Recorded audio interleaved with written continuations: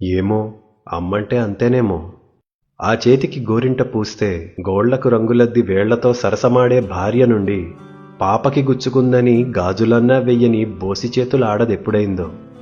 పడుచుకళ్ల చూపులు పొడిచేస్తుంటే సిగ్గుతో సర్దుకుని మురిసిపోయే కుర్రది.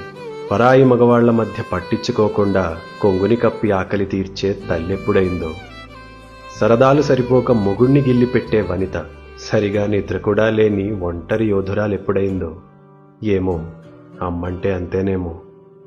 ఉన్న రుచులన్నీ ఊరించి చంపిన బిడ్డ కోసం అడ్డంగా తలూపిన త్యాగం ఎప్పుడు పుట్టింది? తన పేగు అంచున వేలాడిన ప్రాణం కోసం తొలి ఏడుపు విన్న క్షణమే ఆడది చనిపోయి అమ్మెలా పుట్టింది. అన్నిటికీ అమ్మనే అవసరం మారి ఆమెకేమొచ్చనే రోజొచ్చినా మౌనంగా దుఃఖాన్ని దిగమింగి చిరునవ్వు చిందించే ఓర్పెక్కడిదో.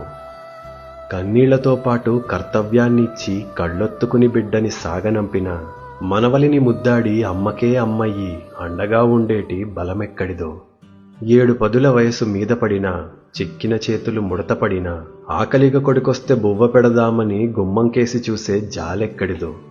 గొంతులో గంగతో వీడ్కోలు చెప్పిన గుండెతో దీవించి జగము విడిచి ఓ పాత చీరని హత్తుకుని పడుకుంటే గాఢంగా నిదురనిచ్చే హాయెక్కడిదో. ఏమో, అమ్మైతేనే ఇలా ఉంటుందేమో. బంధాల కడలిలో మొదటి అల అమ్మది. అమ్మ నాది అనే అధికారమే లేని పసిగుండె క్షణములో పగిలిపోదా? అమ్మ లేదు అనే రోజంటూ వస్తే సొంతగూడైన శ్మశానమైపోదా?